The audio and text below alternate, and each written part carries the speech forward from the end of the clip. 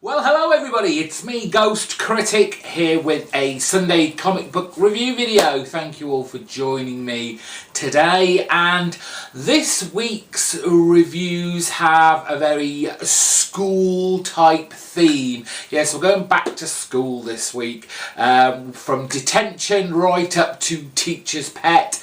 All these books I've put in kind of themes with a school type theme, so I hope you enjoy them. Just thought I'd do something a little bit different this week, so get your pens and books out and be ready to make notes.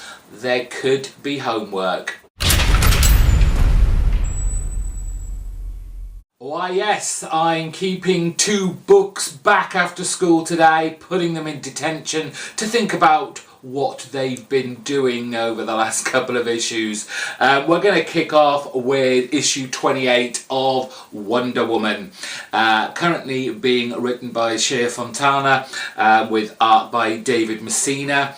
And I just felt a little bit lackluster once I'd finished this. There wasn't much in the way of kind of originality, and things just seemed to be kind of being forced in somewhat.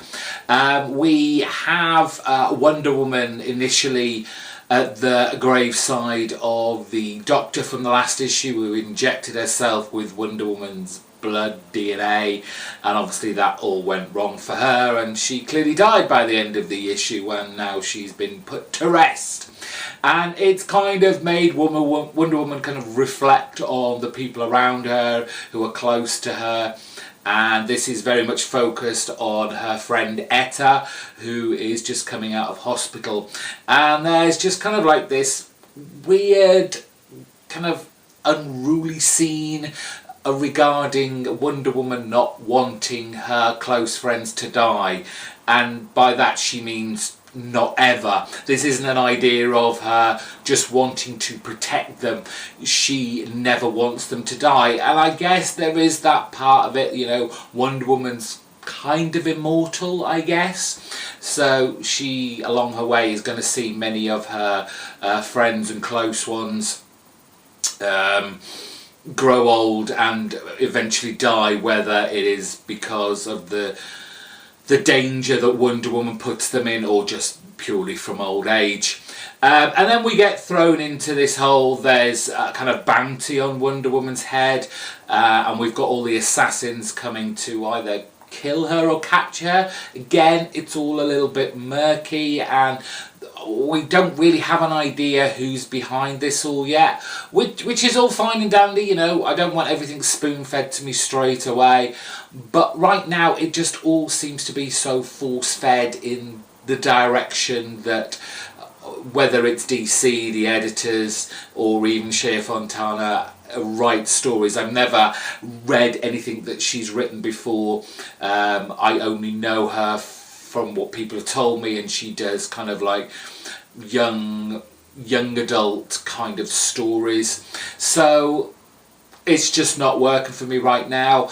I believe the next writer on this is James Robinson, so I know he's got a good pedigree of storytelling, and hopefully he will be able to bring Wonder Woman out of this kind of mire that it's in at the moment.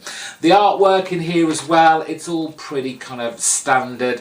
There isn't anything really like amazingly great about it. It's not bad, it does what it's meant to do, but it just feels a little bit flat and kind of lifeless despite all the action that goes on. So yes, a must try, much harder.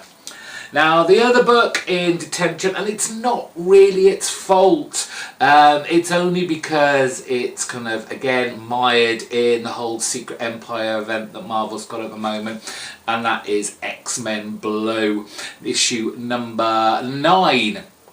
And as I said, it's not really its fault. Unfortunately, Cullen Bunn is having to write what started off a really great title, was really fresh, really kind of youthful, and he's trying to hold on to that kind of vibe to it, but is clearly being steered by what is going on in Secret Empire.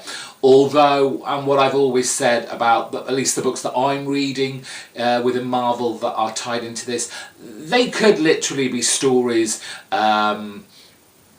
that just happen in their own titles. It doesn't necessarily have to be a Secret Empire tie-in, although Colin Bunn at the end of this does kind of bring Captain America into it, kind of tagged on the end of this. But this is basically just a rescue mission, kind of rescuing the captured X-Men, and the usual kind of fights that happens when you go and rescue someone from a high security prison with lots of people in dampeners, and it's just, again, it's stuff we've always seen before, and I would just really like this now to be over and X-Men Blue to follow again its own path that it was doing so well previously. There are some kind of kickbacks to the kind of history of X-Men, with Emma Frost having now controlled Cyclops, so of course it's going to be Jean Grey that goes into Cyclops' mind to try and kind of snap him out of it all, with Emma Frost in tow, making sure she doesn't, but fails miserably. It was just a kind of, I want to say average, but it wasn't even that. This book can do so much better, I know it can. We just got to get rid of this little banner at the top and let it be its own book. Now, as I'm sure a lot of the DC readers out there are probably aware of, that DC are currently doing these one-shot specials paying tribute to Jack Kirby, who would have been 100 this year. And I managed to miss out on the very first one.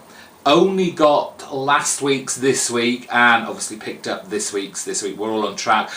I was out this weekend and managed to jump into a comic book shop which had a copy of the first week's. So I'm going to do a review of all three that currently have come out.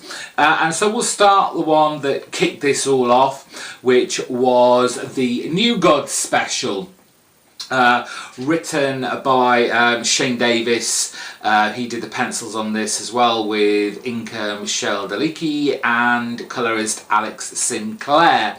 There are two separate stories with a third original story from when Jack Kirby did it. But I'm going to kind of concentrate on the first two, because we know how great Jack Kirby was and what a great imaginative soul he was, and very much missed for many years.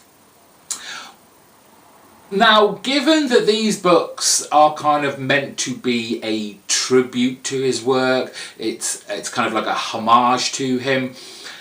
With New Gods, I kind of felt that this was more not parodying, but homaging the New Gods of the 90s when Jack Kirby had long gone. This had a very strong 90s feel.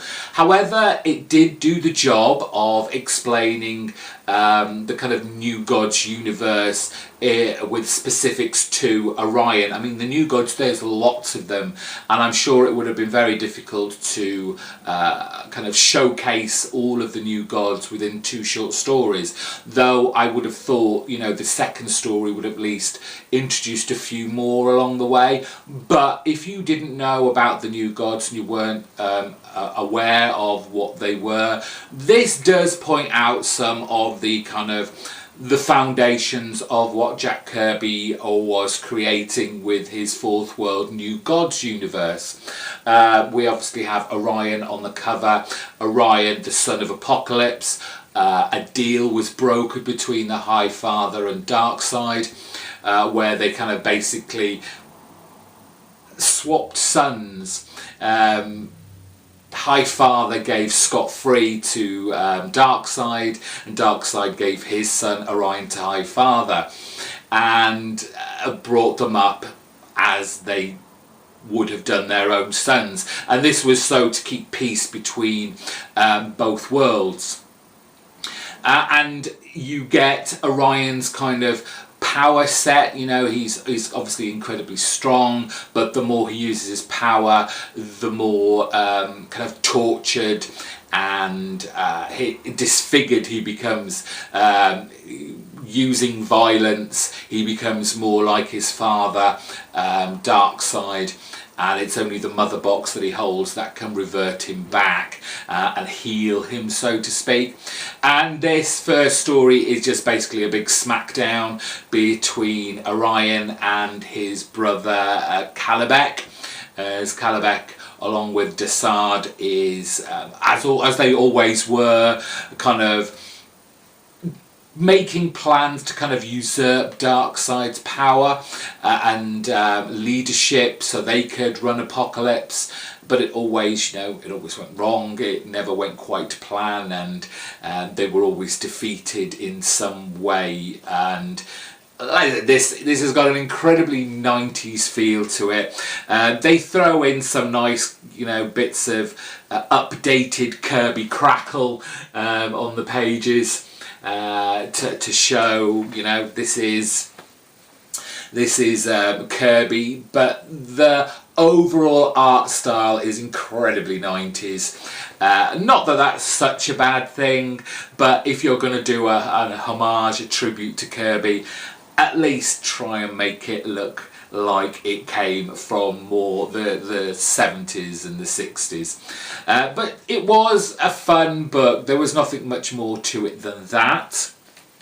So that's what kicked the whole thing off. Then last week, from Howard Shakin, we had Newsboy Legion and the Boy Commando special. And this was very, very confusing. This is so not an homage to Kirby. This is tribute in only the fact that he uses the characters. Now, I'll be honest, I don't know a great deal about these two sets of characters. I don't think, looking back, I've ever actually read either of their comics that Kirby created with these two teams. And maybe that's what made it a little bit more difficult to not only kind of work out what kind of environment that they used to live in and what they used to kind of act in, but I found it very difficult to know who was on whose team, which one were the Boy Commandos, which ones were the Newsboy Legions. And they're all over the place, all over the world, flying from here to there. It all seems to be done like kind of in the blink of a comic book eye, as it does to speed things along. But I just didn't really get it. I know some people had a problem with the artwork, and while I just feel that Howard Shakin doesn't really have a wide kind of set of facial features. All the characters seem to have come from one set, kind of the really sharp jaws, and the language in this. An accent is an accent, and you can understand it when you're kind of maybe watching a TV show or you're viewing a film, but when it's written down, it's that much more difficult to read. And I struggled a great deal with this book, and because I was having to concentrate so much on trying to decipher what was written down, I didn't really pay that much attention to the story, apart from the fact that there appeared to be some sort of villain that was, I don't even know how to explain him. He's here, he's all kind of, he's got this kind of superhero, or villain I should say, costume, but it's all covered in like advertisements. It kind of plays with the fact that, in wartime, obviously they were fighting the Germans, but there were some businesses that were dealing with the Germans and making money out of it, and this was kind of like in Germantown within guess, is it New York? I just don't know. Very, very confusing, and I didn't really enjoy this one at all. I can forget this quite easily. And then finally, the one that came out this week and so far has truly shown this series should be the homage, the tribute to Kirby that it has been advertised as. And this is Dan Jurgens and Steve Orlando's The Sandman. And in both of these stories, they feel very much Kirby-esque, from the art style, from the way everything's worded. And although in the first story, you know, Dan Jurgens and, you know, Kirby did a little bit of this kind of like early style of photoshopping stuff on the back and then putting his artwork on top. They do it here in a kind of good way, but all the creatures that they come across are fantastically over the top. They're evil, they're demonic in that Kirby style, and I really, really enjoyed this. And to the point, you know, this is a tribute in the fact that, you know, the first kid that he's trying to save has used his imagination doing all these drawings. They've folded into his dreams and his nightmares, and it's Jack. It's Mr. Kirby himself in the bed that has drawn all these wonderful things and have bled through. And I like that as a nice touch. Again, I know I keep saying it, but it's a nice tribute. It feels right. It's what these books should have been. And the second story, written by Steve Orlando, still follows that same vein. It's all very bright and colourful, very imaginative, exactly what Kirby was doing back in his heyday. And again, there's this feeling of, you know, Jack is there in spirit as this young man who has come back, who is still dealing with the nightmares and the dreams of his past. And we see that in that is his grandfather, and his grandfather is very much Kirby in his older years. Again, it's those great touches that kind of elevated this book into what I believe this series of titles should have been. So out of the three so far, this has been my top choice for these Kirby one-shots.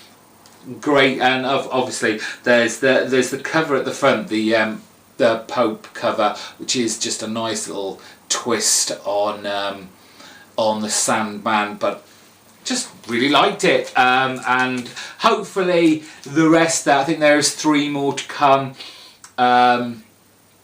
Hopefully they will keep that same vibe that Jurgens and Orlando and all the rest of the creative team have managed with the Sandman.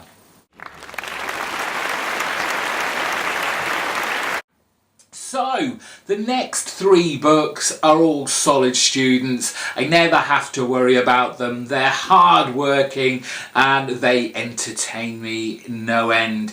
We're kicking off with, I believe it's the penultimate issue of Dan Slott's Silver Surfer, issue number 13, with the Allreds doing the art and the colouring too.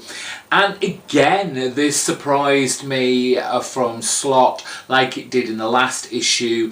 The kind of emotional resonance that he's put into this story he's been doing with the Silver Surfer and Dawn Greenwood. We saw in the last issue Dawn kind of dealing with the death of her father. And it's in this issue that she asks him to do, I guess, the kind of the unthinkable, something that she really, really wants, and that's basically to go back in time and just basically say goodbye to her father, have those few last maybe weeks with him before he died.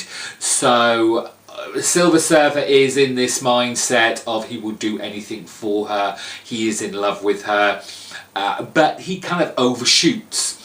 and goes too far back, and I can't remember exactly why, but they basically stay where they are as a couple, where they've landed, and have adventures in this. I think it's a kind of a different dimension, or a different timeline, and they just live their life as a couple, growing older, having adventures, building a house, settling down, and you see each of them getting older, which is strange to begin with. I mean, Dawn, yes, you can see, because she's human, you're going to see her getting older.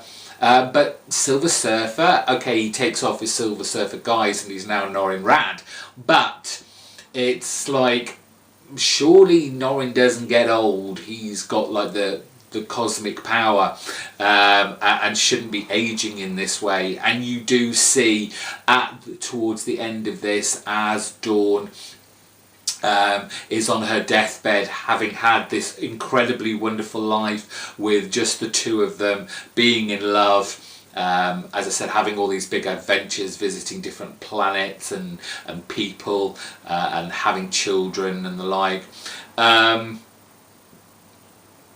There's this kind of very touching moment at the deathbed where Dawn has always known, as it was kind of in the back of our minds, that Norrin had made himself artificially old to grow old with her, and as a kind of like her dying wish is that she wants him to revert back to the man she knew, the man she first met. So he kind of takes off that kind of guise of being old, and he's back to his original person, the young Norrin Radd. And it's just really touching the way Dan Slott has brought this book together. And so now Silver Surfer is headed back. There's this moment that kind of Galactus is brought into here before he was Galactus, and the notion that we can't change this part of history. It's kind of Doctor Who-y in a way, that there are these set events that mustn't be changed. You know, Silver Surfer and Dawn could quite have easily have changed history by not so much befriending the human guise of Galactus, but just shaping his life so he wouldn't become, you know, the kind of harbinger of death. Because if he hadn't become that, he wouldn't have been brought the I think it was the bringer of light, when he was in his yellow kind of costume, I guess you'd call it. So it all fits in really nicely, and as the this kind of cube thing that holds Galactus in it speeds off into space, Silver Surfer kind of grabs the energy trail of it, and off he speeds, hopefully back to the present. And we'll see how Dan Slott wraps this kind of kooky, off-centre title from Marvel. Silver Surfer tales of this ilk never last for long, and never really passed on to another new creative team to continue it, if only in kind of numbering. It always goes back to an issue 1. Whether we'll see Silver Surfer again for a while, who knows? Will Dan Slott come back to it? I kind of like him not to, and show another side of Silver Surfer with a new creative team that I'm more used to, rather than this kind of more Ulrid cult type style that has been in the last couple of volumes. But it was still good stuff, and like I said, solid. There was a new #1 out last week that I missed, but my comic book guy managed to get me it this week, and that was Jordie Bellaire's Redlands.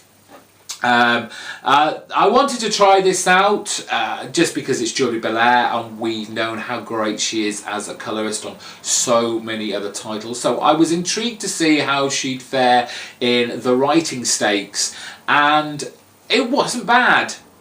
What I find with a lot of these Image titles though is And especially this, it felt very much like a pilot episode of a TV show. This whole issue could have been the run-up to the opening credits. We are in 1977 Florida, so we're in a time set here, a certain time, and we have all these cops that are holed up, I guess, in a police station, and there seems to be some sort of perhaps lynching that's gone on. We've got a tree up in flames with some, I think they're just up there, some nooses. So has there been some sort of hanging? We know, if you've got this book and read it already, or you were interested in it and then picked it up, you kind of know the set that this is very much about witches, but it's not till kind of much later on in the book that these appear. It's kind of very bloody, it's very violent, it's very dark, it's very gritty. It's what you would expect from an Image kind of horror title, because although, you know, it is witches, it's very much set in a real time. So there is that kind of environment that you've got to kind of keep in with. What am I trying to say? There's an environment, there's a time set, and I don't know where this is going, so I'll just push on. But the witches turn up, and they are these three women, and they aren't happy about the way they've been treated. I just don't know where this is going to go with the next issue.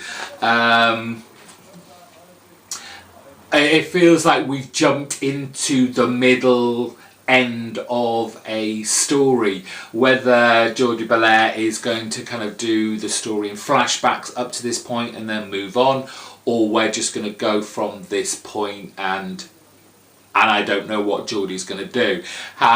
It was a nice start to what could be an interesting book. Like I said, it felt very TV pilot, and that's what a lot of Image books feel like at the moment, like they're writing in the hope that it'll get picked up as a TV show instead of just writing for the comic book audience. There have been plenty of comic books that have you know, turned to TV in the end, but have not kind of given up their comic book ideals. So I just hope that Jordie Bellaire doesn't keep to that kind of TV show format that this appears to be. But still, I enjoyed it. The artwork from Vanessa Del Rey.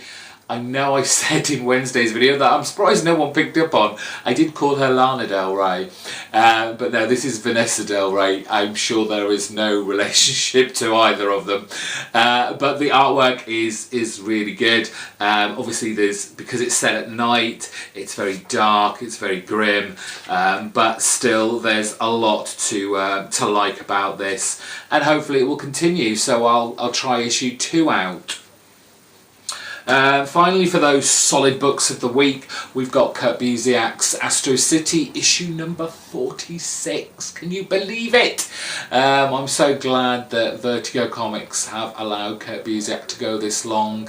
Who knows how many more stories Kurt has to go. This is still continuing on with the reintroduction of the Purple Man that we saw right at the very beginning, and him warning us of some impending evil or doom or darkness that's on its way. We saw at the end of last issue this idea of this particular superhero that changes through time, adapting to the kind of musical skill set that's going on from era to era, and they make a transformation within each era to suit that musical style. And this one particular guy, what was his name? I want to say Tom. I will get that eventually. Oh, it is Tom. Yeah, this guy Tom up here. He's brought around all the people that have kind of partnered up or been, I won't say a fan, but a loyal supporter of their individual version of this kind of superhero.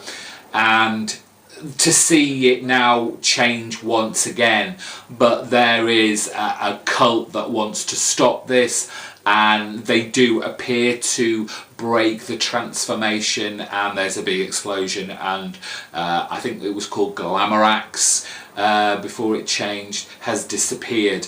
And this is where we get a lot more of the Purple Man in here, and his attempts to, from then on, kind of warn the superheroes of Astro City what is to come, but they can't see him, they can't hear him, and there's this idea of, I think it's called the Orber, which is kind of blocking their sight of him, and he's doing this kind of Doctor Strange out of body astral thing, as we saw right at the very beginning of Astro City. The Purple Man is in a mental asylum institution.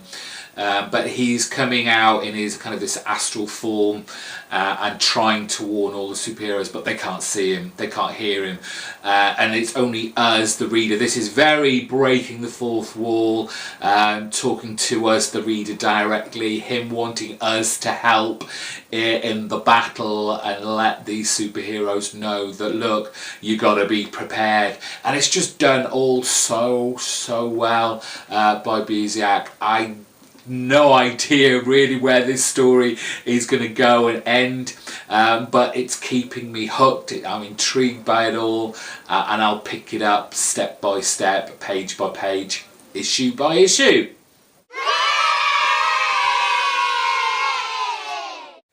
Now, our penultimate segment of this week is the comics that were top of the class. Not quite Teacher's Pet, but they did great stuff this week. And I'm kicking off with Peter Tomasi's Super Sons issue number 7, the next part of the Planet of the Capes storyline.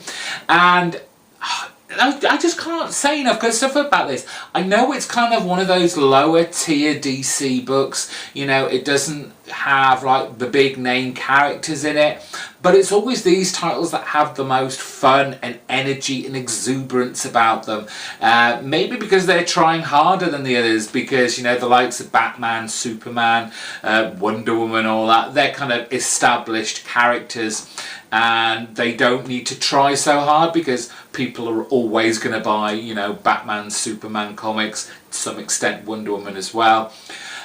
So not that Peter Tomasi really has to try very hard with this, because he just has such a great feel for these two characters of Robin and Superboy, and he just has fun with it. There's so much humour and I guess a kind of humanity in these books that you rarely see these days. As we saw at the end of last issue, that the Time Commander, with these kind of these villains that he's created, take down the Teen Titans and has made Robin incredibly old, turn him into this old decrepit man. And we knew that in some way Superboy, who'd basically been shunned and pushed out the side because he's too young to be part of the team, was going to be coming to, in some respects, their rescue.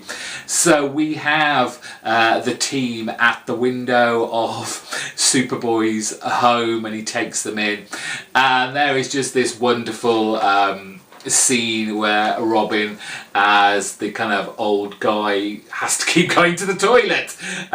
Being the old man, he just can't get off that throne, and it's just, there's this kind of this reversal of power and popularity, I guess. Robin always the one in control, the one leading, and because he's in this elderly state now, it's up to Superboy to kind of take over and become that leader as they go hunting for the Time Commander with the Teen Titans to help Robin revert back. And I say there's just shots like that, drawn and coloured by the great Jimenez and Sanchez. It's just alive. It feels alive and fun and exciting and entertaining, and it's just something we're missing in comic books a great deal at the moment. Everything's got to be serious and dark and humorless, and I forget that these are called funny books, so why not have fun with them? We get a little bit of history about how this Time Commander guy got his powers to create these villains of Atom Master, Chunyul, Faceless Hunter, and it's just great. The way the action goes on, there's not a let-up on it.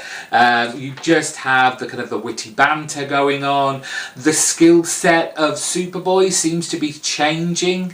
This all kind of started that Robin was presumably training Superboy to use his powers and get better. Doesn't seem to need him, although they're not particularly honed right now. But we are seeing him becoming more of the hero that we're expecting him to become. And there's just kind of like this really nice, sweet ending to this, where the Teen Titans very much take Superboy to their hearts and make him a member, if ever he wants to be, of the Teen Titans. Just a great tale from start to finish. Kind of leaves it open. There's some sort of rift with monsters coming out at the very end, which I'm sure will carry on to the next issue. But I always have just so much fun with it, and I love this title.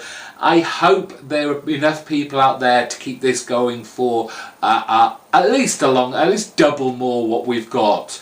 Let's get through the next year, get right to the end of next year, and have another at least 12 issues of this fun Tomasi superhero teenager kids friendly book. So yeah, go for this one. On the other end of the spectrum, we've got from Image Comics, Jeff Lemire and Dustin Nguyen's Descender and the second part of Rise of the Robots, which kind of takes a step back just slightly from the all-out action and excitement that was last issue, but nonetheless there are some surprises going on here. We see the effects of the kind of machine planet exploding. How many people get away, the UGC having taken the fight to them, but maybe just a few minutes too late. We get to find out what happens to Telsa, who is we've seen drowning in the sea of this planet that they've landed at. Fortunately, Quan has a change of heart and goes to rescue her, eventually having to electrocute the poor woman to revive her. But is it too late for them? In a twist we have, and please, if you haven't read Descender yet, look away. We don't want any spoilers for you. I'm going to put up a nice shot right now. Quan, after all that hassle of rescuing Telsa, gets shot in the back, and by who? Well, of course, it's Tim 22, who, despite being in a pretty bad state, is still cognitive enough to kill Quan, which is a shame. In the middle of this, we have the UGC kind of questioning Andy and his crew about what they know about the machine planet. They know nothing, but the UGC don't know that. But it is the kind of girlfriend, I guess, of Andy, the half female, half machine character, who just spills it all out, lets them know about Tim 21, the machine planet, everything.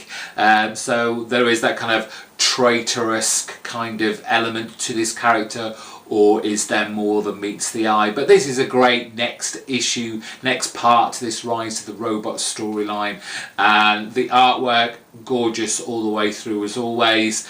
Always a top A book. Please go pick this up in trade.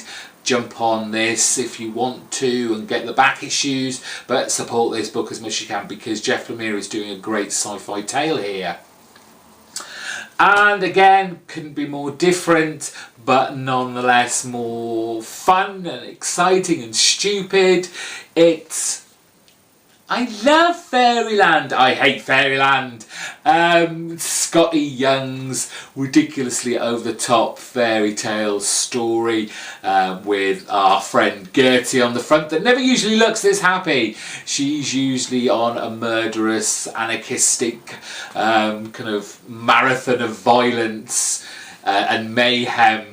But she's finally found those orbs from last issue that have made her all nice, and so she continues on her quest to find the key that's going to let her out of Fairyland and back to her own world. And it's just funny, this kind of looking at Gertie, how she was right at the beginning, all happy and jolly and loving the fact that she's in Fairyland and doing all these great quests, but everyone she comes along, they're all a bit frightened of her because they know her being that kind of murderous, hacking and slashing crazy person.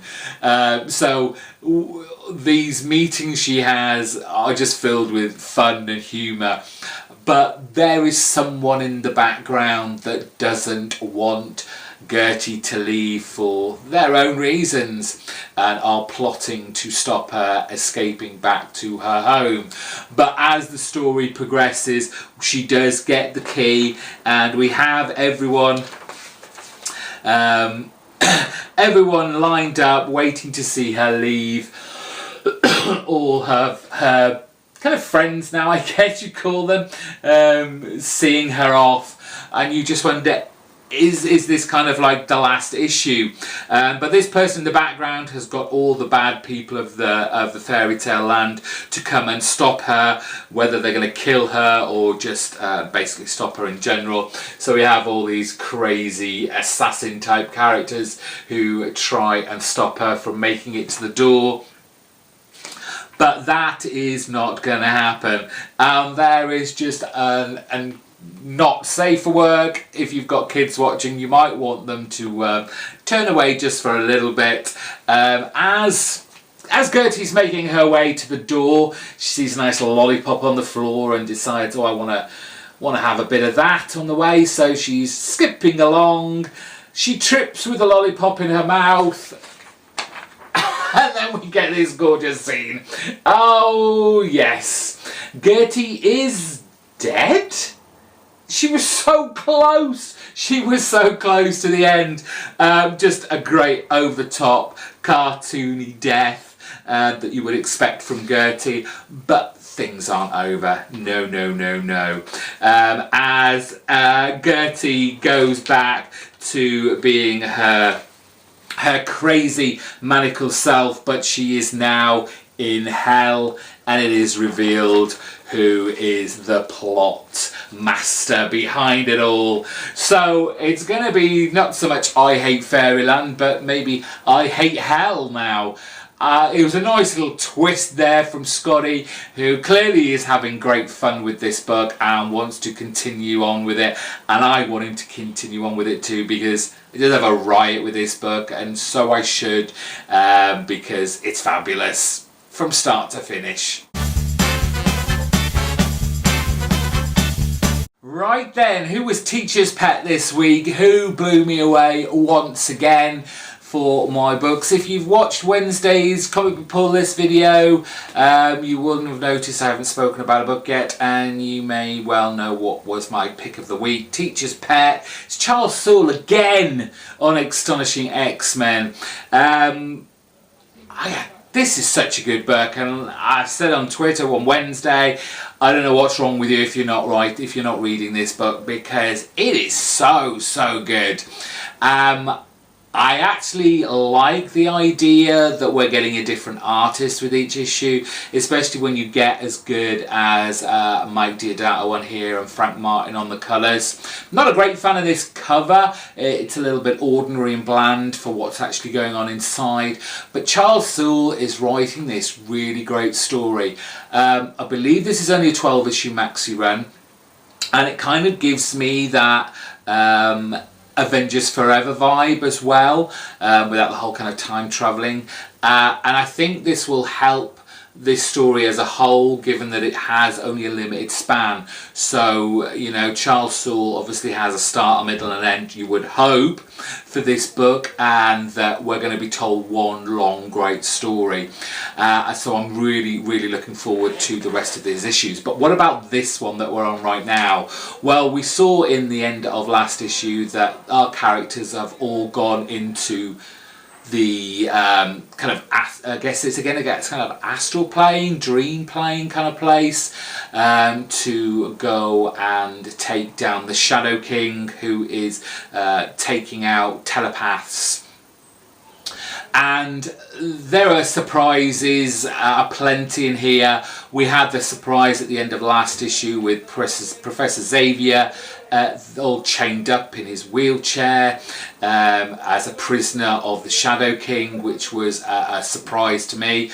Didn't know whether he was alive or dead in the X universe right now, given everything that's been happening with Secret Wars and the change in histories and all that kind of stuff. But it starts off with them in this theatre, our group that have been in have gone into this kind of astral dream plane, and they are being shown a movie of kind of various moments in kind of X-Men history, and we find that this is a game that the Shadow King and Professor Xavier are playing. One obviously for the lives of the X-Men, or so you think, and the Shadow King, who basically just wants to topple the X-Men and get rid of a few more telepaths along the way. But the interesting thing about this is Xavier's personality and what his actual end game is, which I'm going to get through to towards the end. But again, obviously Mike Deodato's artwork on this and the colours are just fantastic. I really feel like I'm in this kind of otherworldly realm. While outside looking after them, we've got Bishop and who else was out there with them? I can't remember who else was out there with them now. Oh, Angel, that was it, and Betsy, Psylocke, who is kind of keeping them all in one place and in the astral plane. But we have this Ministry of Defence Centre that is wondering what the hell is going on. What are the X-Men up to? There is that, has always been with the X-Men, this idea that, you know, for the most part they have always done good. They are the heroes of our universe, but there is an element of kind of danger and villainous ways about them, so they're not quite sure how to deal with this situation. So they're messing around with their heads in in this dream world, and Xavier is trying to exert his influence to try and wake them up, make them be aware of where they are and not get too immersed and engrossed in Shadow King's plan and world, so they don't wake up from it and basically, you know, they'll be killed by the Shadow King. And so he kind of tries to subvert everything the Shadow King is trying to show our X-Men, which wakes up one of the originals. It's Wolverine, and they have this kind of great fight scene, again gloriously shown by Deodato and Martin on the colours, and it's just a really fun, exciting book.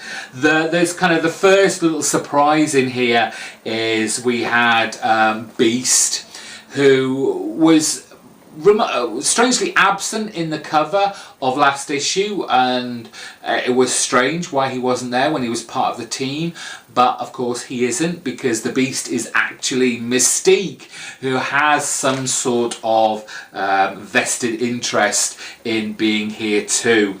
And so our heroes are set up with the 3-door scenario, where obviously they're all going to split off and have their own little fun, dangerous adventures. And it just all works really well. There's a fluidity to it. The story flows at a great, nice pace. And then you kind of throw in the dark side of Xavier, where, you know, they're telling each other, you know, who wins what they win. And it seems that if Xavier wins, he has then the opportunity, I guess, of a certain freedom, but also to then kill the X-Men. What's that all about? Is this just a kind of double bluff on behalf of Xavier with the Shadow King, or is this really even Professor Xavier? What is going on? And there's that little hook that keeps you wanting to read now the next issue. So just a great all-over package. Thank you to those people who managed to get me to pick up the first issue a week or so later than it came out. They know me too well, clearly by now. Knew I would have loved it, and I made it pick of the week last time, if I remember, and it's pick of the week again. Will issue 3 be pick of the week next time it's out? I hope so, because I don't mind when it's this good. So please go out and enjoy this issue if you've not already read this or picked it up. You'll have a great lot of fun with it, and I'm hoping that will continue over the next 9 or so issues. Until then, that's it for me this week. Thank you all for joining me. Give this video a big thumbs up, subscribe down in the comments, talk to me. I will see you on Wednesday with a new set of books. Until then, bye bye.